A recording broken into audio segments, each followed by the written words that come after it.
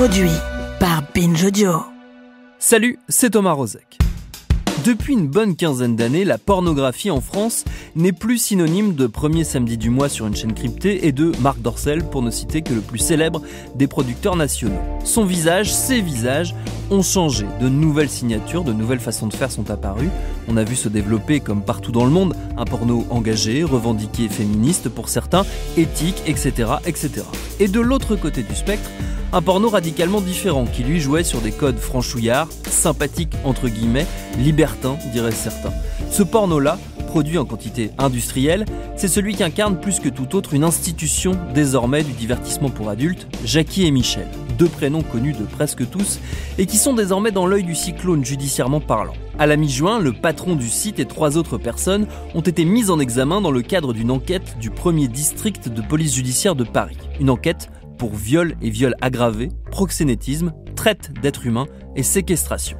Des faits très graves, tirés de témoignages assez terrifiants, qui mettent en lumière non seulement les dérives, mais surtout l'ampleur d'une société de production qui, sous des dehors de simples artisans de la gaudriole filmée, est devenue un véritable empire. C'est ce qu'on va voir avec cet épisode. Bienvenue dans Programme B. Et notre guide dans l'histoire et le parcours du site, c'est Carmina. Elle est productrice, réalisatrice, mais aussi journaliste spécialisée du secteur du porno. Elle en couvre l'actualité via le site Le Tag Parfait, une référence en la matière dont elle est la rédactrice en chef. À ce titre, forcément, elle a suivi depuis les origines la trajectoire de Jackie et Michel. À la base, Michel de Jackie et Michel, c'est avant tout ce qu'on appelait dans la fin des années 90-2000 un webmaster. C'est-à-dire quelqu'un qui, en fait, exploitait le trafic que pouvait générer un site internet pour en tirer de l'argent. Et leur premier site, ça a commencé comme ça, c'était un site de photos où les gens contribuaient gratuitement, ce qui a généré tout de suite beaucoup de trafic, et ce trafic, il était transformé en ce qu'on appelle de l'affiliation, c'est-à-dire qu'il y avait beaucoup de pubs sur le site, ce qui se faisait beaucoup déjà à la fin des années 90. Le trafic pouvait être transformé en argent, c'est-à-dire quand les gens cliquaient sur les pubs ou s'abonnaient à des sites qui étaient proposés en pub, en fait, le site touchait une commission. Et c'est de là qu'est parti le business, parce que avant tout, Michel est un businessman plus qu'autre chose, c'est-à-dire vraiment quelqu'un qui est là pour faire de l'argent, pour exploiter les visites d'un site internet, etc. Et c'est comme ça que tout a démarré, donc à la fin des années 90, début des années 2000. Michel, c'est son vrai nom, c'est Michel Piron. Par contre, Jackie, c'est un peu une légende, une mythologie, on sait pas trop. C'est-à-dire que Michel, et tous d'ailleurs, ce sont des personnes qui ont toujours été très discrètes, qui essaient toujours de masquer un peu qui ils sont, de pas mettre leur nom. Il y a aucune photo d'eux nulle part, ou alors c'est vraiment un hasard de tomber sur des photos. Ils ont construit tout un peu une légende et une mythologie. Une fois que le site a commencé à vraiment devenir un peu une niche en fait pour les libertins, pour les gens qui aimaient le porno, en fait ils ont construit un petit peu une légende autour. Et donc on disait que Jackie c'est la femme de Michel, alors que dans les faits, a priori, sa femme actuelle ne s'appelle pas Jackie. On n'a jamais trop bien su qui était cette Jackie. Donc vraiment tout est un peu comme une légende pour avoir une histoire, pour justifier le fait qu'ils étaient dans le porno. Il y a eu un moment où on a commencé à avoir le haut débit, il y a eu un moment où on a commencé à pouvoir avoir de la vidéo. Comme c'est un businessman, il a tout de suite vu l'avantage à avoir de la vidéo, et c'est à ce moment-là, en fait, je dirais, donc début des années 2000, milieu des années 2000, comme partout, l'heure était à la vidéo, et donc ils s'y sont mis aussi, tout simplement. Après, ça a quand même mis des années à ce que la marque devienne ce qu'elle est aujourd'hui, parce que là, on parle de choses qui ont dû arriver en 2005, 2007. Et la marque n'a eu un succès phénoménal qu'il y a quelques années, donc 10 ans après. Donc ça a quand même été long à se construire. Mais c'est vraiment le passage à la vidéo qui a un peu déclenché les choses. Ils ont commencé à avoir des vidéos, à faire des vidéos, à distribuer des vidéos, et aussi à avoir des sites, ce qu'on appelle des marques blanches, où en fait leurs vidéos étaient licenciées chez d'autres sites qui ne s'appellent pas Jackie et Michel, pour diffuser les vidéos au maximum et les rentabiliser au maximum en fait. Petite parenthèse, j'ai demandé, avant d'aller plus loin, à notre invitée Carmina de nous définir brièvement le style dans lequel s'inscrivent les productions les plus connues de Jackie et Michel. Un style qu'on appelle le pro-am ou pro-amateur. Alors le pro amateur, en fait, c'est un genre de porno qui est où tout est fait pour que ça ait l'air d'être amateur et que ça ait l'air d'être réel et que ça ait l'air de se passer au coin de votre rue, mais qui est en réalité une production en fait tout à fait professionnalisée, dans le sens où il y a des contrats, il y a des gens qui sont payés et il y a des gens qui achètent les vidéos pour les distribuer en fait. Donc ça n'a rien d'une vidéo amateur qu'on pourrait faire dans l'intimité de son couple ou etc. Là où ils ont réussi à sortir leur épingle du jeu, c'est vraiment de jouer sur ce côté faussement amateur, hein, mais toujours en gardant ce côté c'est ta voisine en fait. Donc vraiment avec un peu une espèce de, en plus de côté un peu terroir, toujours en essayant d'en faire parler dans la presse, pas toujours d'une bonne manière d'ailleurs. On essayait vraiment d'exploiter ces clichés de c'est la boulangère du quartier ou peut-être que c'est la pionne du lycée d'en face, etc. Donc vraiment garder le côté, ça pourrait être n'importe qui dans ton entourage, et d'ailleurs c'est n'importe qui dans ton entourage, vraiment éloigné pour le coup des grosses productions un petit peu glam, surtout à l'époque des années 2000 où c'était vraiment le porno chic quoi qui était en vogue. Et eux ils étaient complètement à l'opposé et du coup ça adressait un petit peu plus à des gens qui voulaient voir des choses qui leur semblaient vraies. Tout ça, c'est arrivé à l'époque où vraiment on a commencé aussi à voir l'avènement des tubes, style YouPorn, Pornhub, etc. Et où du coup les gens ont commencé à consommer de plus en plus de vidéos porno en ligne. Donc ils se sont inscrits dans cette tendance en fait, c'est-à-dire voilà, nous on propose de la vidéo, on propose plein de vidéos, il y a des extraits gratuits, ou alors il faut regarder le début et ensuite on paye pour le reste. Ils sont et à la fois précurseurs et à la fois suiveurs, c'est-à-dire que ça s'inscrit dans cette tendance où on a commencé à avoir de plus en plus de petites productions, puisque les moyens techniques étaient en fait accessibles à tous, hein, dans le début des années 2000, on peut filmer une vidéo facilement, la mettre en ligne facilement. Ils ont vraiment suivi toute cette vague pendant un moment, comme dans tout le porno, où on a commencé à voir en fait les petites scènes apparaître, c'est-à-dire qu'on sortait de la production des longs métrages qu'on a eu beaucoup dans les années 90, encore un peu au début des années 2000, hein, et là maintenant c'était en fait on tournait des scènes et plus des films. Et donc du coup ça c'est vraiment ce qui a vraiment marché, parce que des scènes c'est court, c'est facile à vendre, c'est facile à diffuser, c'est facile à licencier ailleurs. C'est toute la tendance du secteur, oui, je pense à l'époque. Dès le, on va dire, milieu des années 2010, là pour le coup, quand le fils en fait de Michel rejoint le groupe, c'est lui en fait qui va commencer à vraiment exploiter la marque, parce que la marque elle est déposée depuis 2004, je crois, mais il n'allait pas exploiter en fait, pas à ce point-là. C'est-à-dire que là vraiment à partir de 2012-2015, va y avoir du marketing à 360 degrés quoi. C'est-à-dire qu'on va en fait d'abord jouer sur un slogan en fait qu'ils ont mis en place et qu'ils font dire à toutes les performeuses dans leurs vidéos, donc qui est le fameux merci Jackie et Michel. Et ça en fait c'est devenu un peu une blague, un peu un gimmick qui est repris par des célébrités, qui est repris par des gens sur internet, par tout un chacun en fait.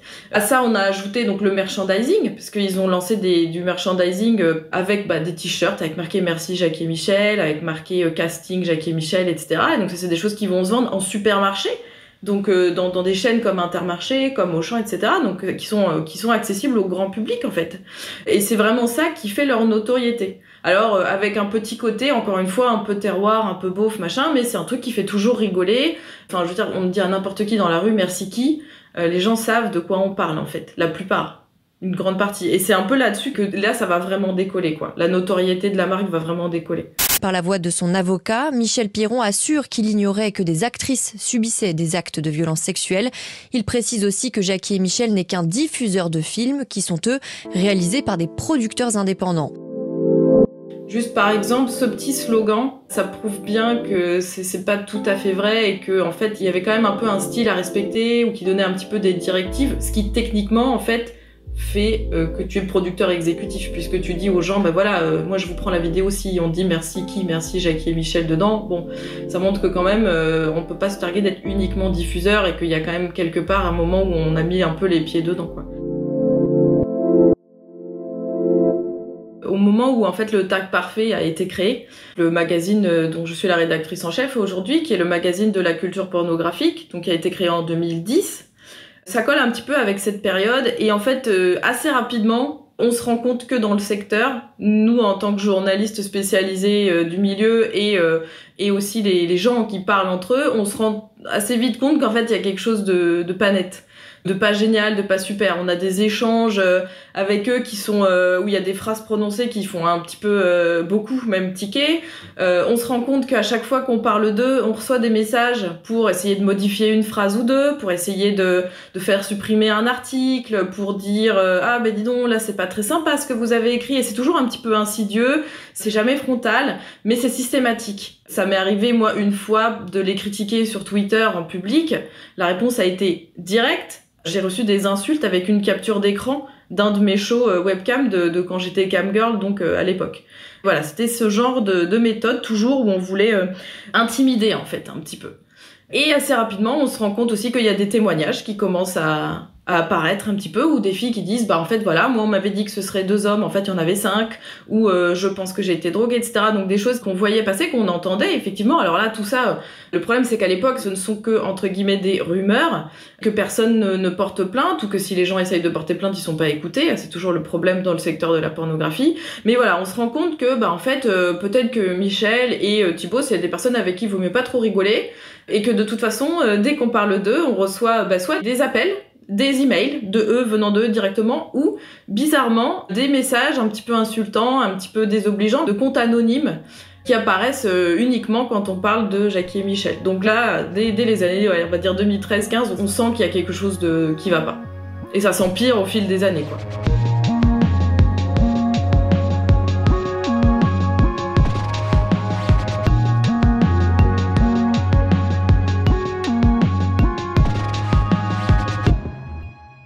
Comme Jackie et Michel n'aimaient pas trop en fait la manière dont on parlait d'eux dans les médias, ils ont décidé un peu de se réapproprier leur propre narration, et ils ont créé un site qui s'appelle La Voix du X, dont ils ont longuement nié en fait la paternité, mais qui était un peu un site également un magazine de culture porno en fait, où ils pouvaient parler de leurs films, de leurs stars, de leur production, en gardant en fait la liberté de ton d'écrire sur eux-mêmes, quoi. Plus récemment, quand ils ont commencé à voir le succès de OnlyFans, qui en fait est un site qui existe depuis bien avant le Covid, mais qui a vraiment explosé pendant le Covid, ils ont créé en fait Merci Fan. C'est le même modèle, on va dire, que OnlyFans, c'est-à-dire vraiment un site où on s'abonne et on peut avoir accès à des contenus payants de sa star ou sa créatrice de contenu préférée, qui a été assez vite renommé en fait en Swame, et dont ils essayent aussi un petit peu de cacher l'appartenance au fait au groupe Jackie et Michel. À partir de, on va dire, 2017-2019, c'est vraiment à ce moment-là où la marque a vraiment explosé, et que ils ont commencé à en fait avoir vraiment une stratégie pour aller directement concurrencer Dorsel, c'est-à-dire à vraiment assumer le fait que bah voilà, on fait du porno et on va le faire à fond. C'est à ce moment-là qu'on a vu les rachats par exemple de Hot Video, dont le but était en fait de pouvoir accéder au broadcast, à la télé, à la diffusion télé, et du gros studio historique Colmax, pour aller concurrencer Dorsel. Et c'est aussi un petit peu à ce moment-là qu'on a vu apparaître les vidéos Jackie et Michel Elite, qui étaient des grosses productions où il y avait beaucoup plus d'argent derrière. Ça pouvait aller de 30 000 à peut-être 70 000 euros par scène, ce qui est énorme vraiment, pour aller chercher des grosses stars et pour produire des choses un petit peu plus qualitatives, un petit peu plus chic. Encore une fois aussi, justement, pour aller un peu damer le pion à Dorsel, et ce qui a marché assez bien, puisque vraiment le chiffre d'affaires de la marque est passé, peut-être décuplé en 10 ans.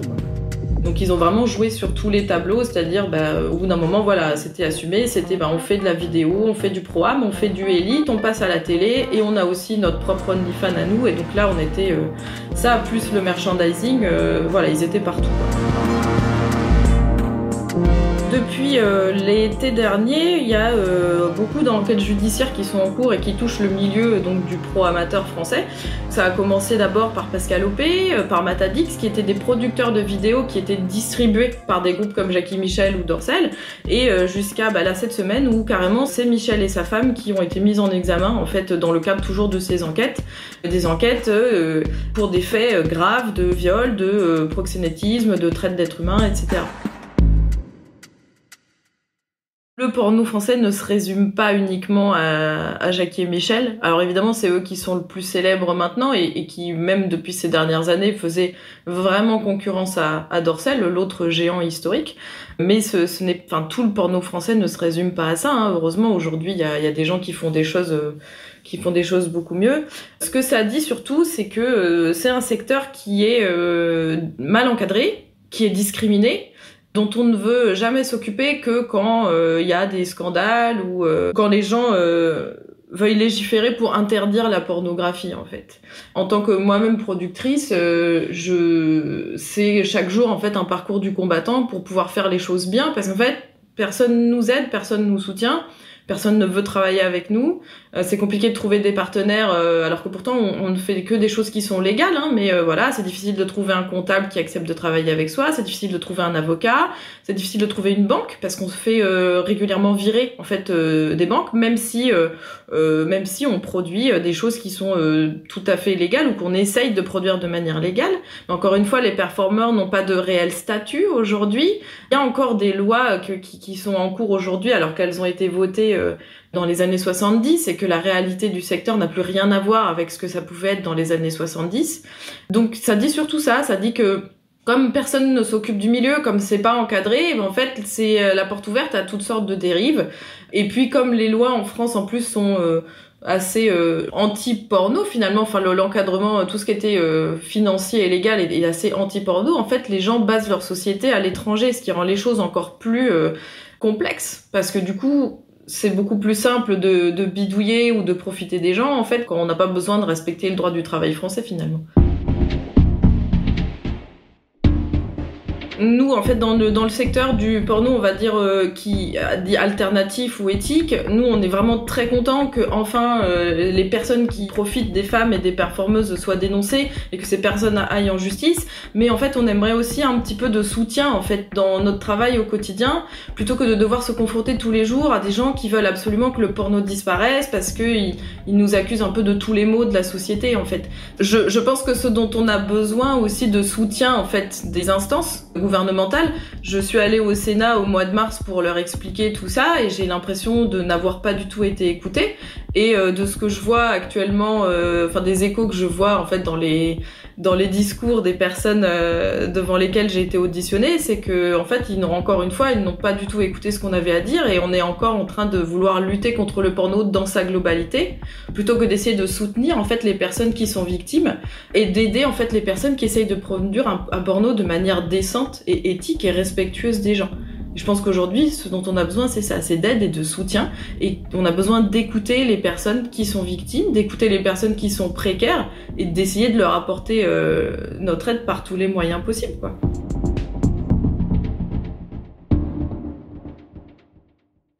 En étant très optimiste, moi je veux croire qu'effectivement l'avenir du porno il est meilleur. Aujourd'hui, il y a vraiment des gens qui essayent de faire des choses hyper bien et qui essayent de le faire de manière éthique et en respectant les personnes avec qui ils travaillent. Alors je sais que c'est mon cas et que j'essaye au quotidien de vraiment faire que les choses se passent bien pour tout le monde. C'est aussi le cas de Anouchka, qui est une productrice réalisatrice française. C'est aussi le cas de Lisa Del Sierra, qui a coécrit la charte éthique avec Dorsel. Mais voilà, il y a aussi des personnes en fait qui se sont complètement indépendantisées des productions, donc qui vont travailler sur OnlyFans, comme ça va être le cas de la pornstar Nikita Bellucci, mais c'est aussi le cas de dizaines et de milliers d'autres créatrices et créateurs indépendants de contenu. Et je pense que le consommateur doit se tourner un peu plus vers ces productions un peu plus indépendantes, vers les créateurs un peu indépendants, ne pas hésiter à en fait aller directement s'abonner à leur contenu, puisque comme ça évite les intermédiaires et que l'argent revient le plus possible en fait aux personnes qui le produisent, ce qui est plutôt génial. Et puis il faut aussi quand on consomme du porno gratuit, ce qui est tout à fait ok à mon sens, il faut quand même penser à vérifier que ce qu'on consomme c'est ni piraté ni volé.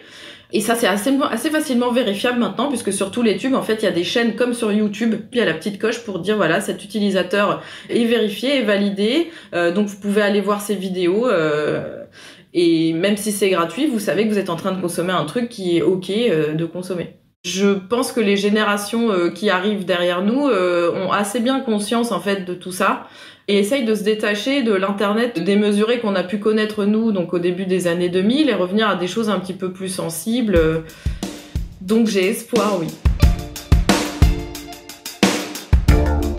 Et pour aller plus loin, je vous invite à aller écouter là tout de suite dans la foulée 2 épisodes sortis des archives du podcast Les couilles sur la table de ma camarade Victoire Toyon, l'un consacré à cet univers du pro-amateur qu'on décrivait à l'instant et l'autre sur le regard masculin véhiculé par une grande partie du porno. Merci à Carmina pour ses réponses et ses éclairages. Ses articles et son travail sont à retrouver sur le site du Tag Parfait. Programme B, c'est un podcast de Binge Audio préparé par Lauren Bess, réalisé par Alexandre Ferreira. Tous nos épisodes, les anciens comme les nouveaux, sont à retrouver sur sur toutes vos applis de podcast. Cherchez-nous sur internet si vous voulez nous parler et à très vite pour un nouvel épisode.